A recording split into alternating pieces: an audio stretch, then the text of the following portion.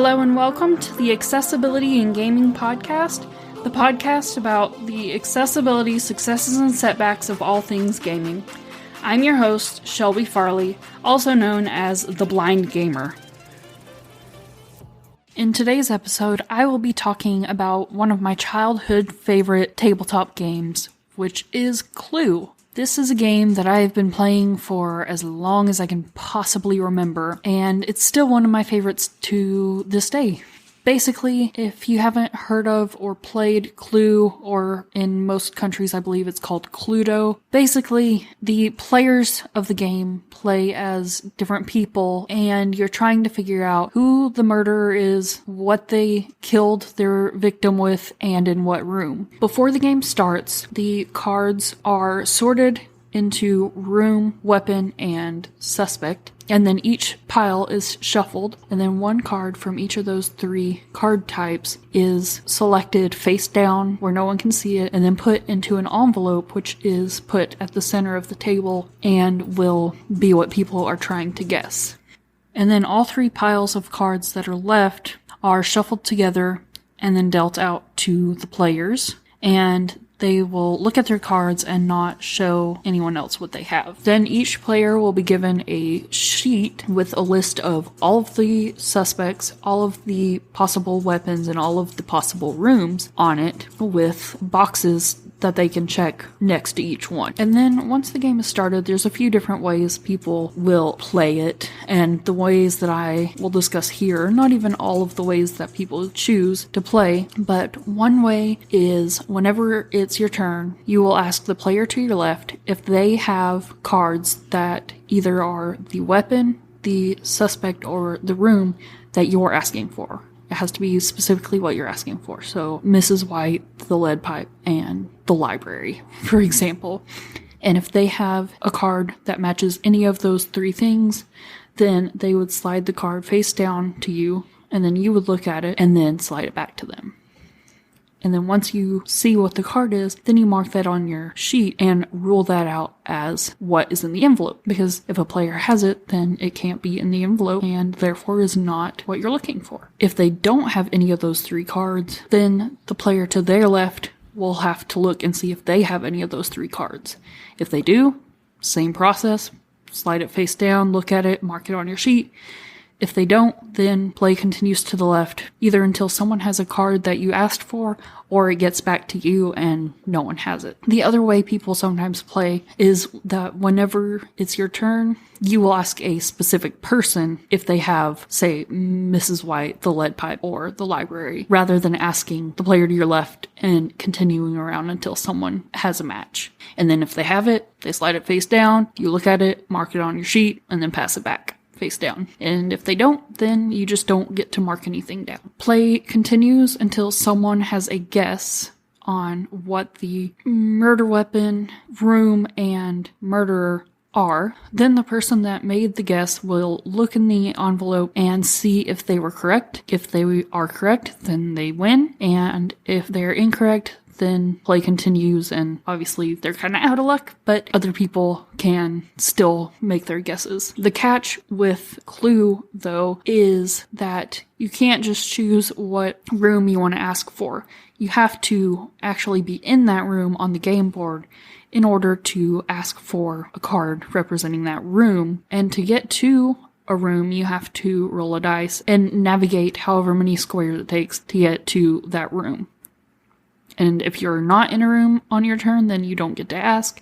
And if you are in a room, then you will ask for the room that you're in, and then you get to choose the weapon and the suspect that you ask for. Alright, I've been rambling about how to play Clue for a while now, so let me get into what you're actually here for, which is the accessibility, successes, and setbacks. Unfortunately, I don't know of any successes. This game is very inaccessible out of the box. I was very fortunate growing up because my mom has been a Braille transcriber for many years, Basically, a Braille transcriber is someone that takes printed material and converts it into Braille for blind people. And my mom has been a Braille transcriber for years and was able to modify our game so that I would be able to play along with them. But I will touch on some of the things that she did for me as we go through these accessibility issues. One of the issues is that the font on the cards is too small. Obviously, I can't use my favorite recommendation of text-to-speech here because it's not electronic, but my other recommendation to increase the font still applies here. If the cards could have bigger text on them, then it would make it easier to see, and I wouldn't have to use my cell phone, and other visually impaired people wouldn't have to use whatever source of magnification they use in order to figure out what each card is. And going along with that, the text on the cards is completely inaccessible to someone that is completely blind because it's not in Braille.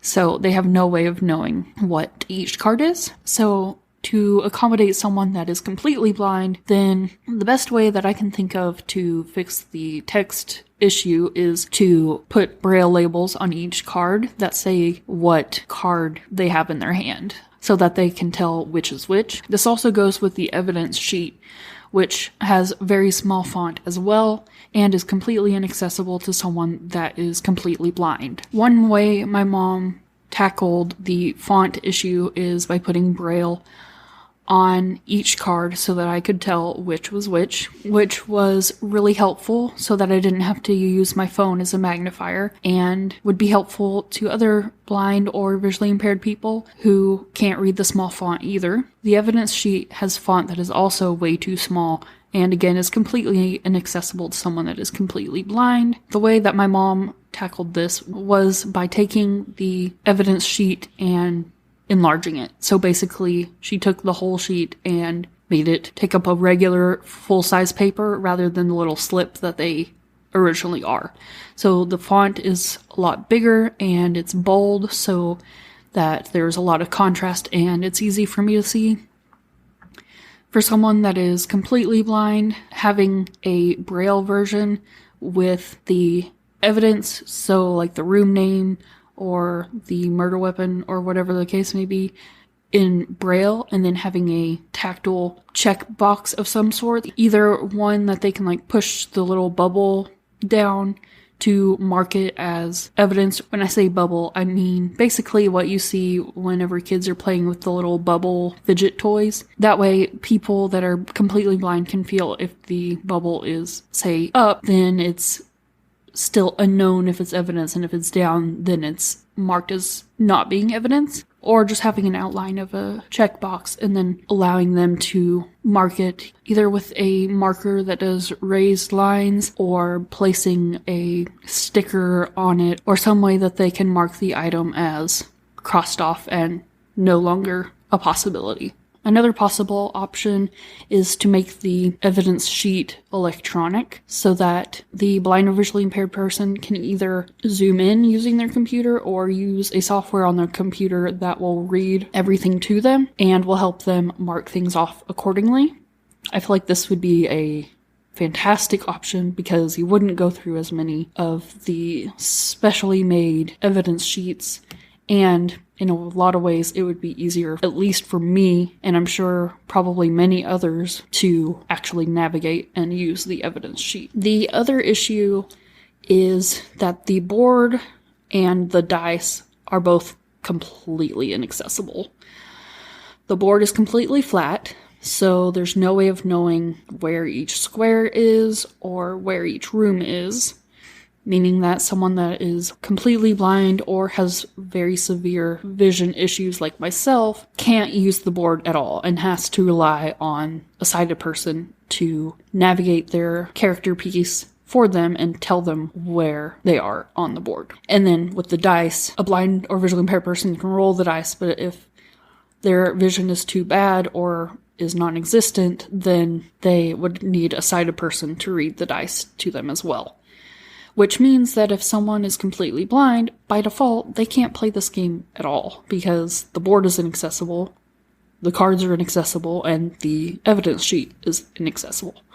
and so is the dice. The way my mom combated this issue with the board and the dice, and the way I would recommend other people doing this, or the developers actually implementing this, would be to use puff paint or some kind of way to create raised lines around each square and around the rooms so that a blind or visually impaired person can feel each square in each room and move their piece by themselves. You could potentially put Velcro on each square and on the bottom of the character piece, so when the person is trying to find their piece to move it, they don't have to worry about accidentally knocking their piece or someone else's piece off of the board. But the squares are so close together that would probably be pretty hard. Maybe not impossible, but pretty hard to do. The other thing that my mom did, and that would need to be done to go along with that, is to put Braille labels on each of the rooms. You could also do large print for someone that is visually impaired if the font is large enough, but what my mom did for me, and what would help someone that is completely blind, would be to put Braille on each room so that the player knows where they are if they make it to a room. For the die, there are several ways that the player specifically can tackle this. I know when I was little, we had an electronic dice that you would press a button, it would light up and audibly say what the number is that you rolled. There are also dice apps, and I believe websites even, that you can use on your phone or your computer to roll dice for you. But it would be nice if in the actual box with the game would be a tactile dice. Tactile dice are basically regular dice, but each of the dots are raised so that someone can feel how much they rolled each turn. One last thing that I will say or suggest is to include a divider that the blind or visually impaired person can put around their evidence sheet so that other players don't accidentally or purposefully see what the player has marked on their evidence sheet. I believe the ones my mom got are basically some kind of cardboard or something similar to that, and it's come in very handy for me and for people that are playing with me. Alright, let's recap. Clue is one of my childhood favorite games as far as tabletop games go, but unfortunately it is completely inaccessible out of the box. The board is completely flat with no tactile indications. The die is just a regular die that pretty much everyone has seen. The evidence sheets are not only very small and hard to read for someone that is visually impaired, but are also impossible for someone that is completely blind to read and mark evidence on. And the same goes for the cards. It is very difficult for someone that is visually impaired to read the cards because the font is so small, and completely inaccessible to someone that is completely blind. How inaccessible this game is out of the box breaks my heart, because I know that I grew up loving this game, and I hate to think about how countless blind or visually impaired people weren't able to enjoy this game as a kid or even as an adult because it's not accessible to them. I really wish that the creators would implement some of these features so that more people would be able to actually play it. But that being said, there are ways for a sighted person to modify the game so it's accessible to a blind or visually impaired person so that they can play it. I believe you can also purchase pre-made tactile versions from other places that are specifically for the blind. I don't know of any specifically, but I am sure they're out there somewhere. If I can think of any or find any myself, I will leave those in the show notes. But that is another option. I'm sure it will be a lot more expensive, but it is potentially another option that you can consider as well. If you are blind or visually impaired or have any other type of disability, let me know what your experience has been playing Clue or Cluedo. I would love to hear your thoughts on the game and how accessible it is. In next week's episode, I will be discussing Sorry, which is another one of my childhood favorite tabletop games. So definitely check back next Saturday at noon Central Time if you would like to learn more about the game and how accessible or inaccessible it is as well. If you have any suggestions for other games or even devices related to gaming that I should test and review, please let me know. And if you are a game developer or you have created some sort of gaming related device such as a headset or keyboard or software or console, whatever the case may be, and you would like me to test it either before it comes out or to see how people may be feeling now while it is out, let me know that as well. Either way, if you are a player or a creator, you can email me at accessibilityandgaming@gmail.com, or you can contact me on my social media through the username TheBlindGamer, TheBlindGaymer. That is my username on Twitch, YouTube, Twitter, Facebook, Instagram, and Steam. You can also find me on my main socials at Shelby Farley, ChelbyFarley, and that is on YouTube, Twitter, Facebook, Instagram, Snapchat, and TikTok. Until next time, thank you so much for listening to the Accessibility and Gaming Podcast.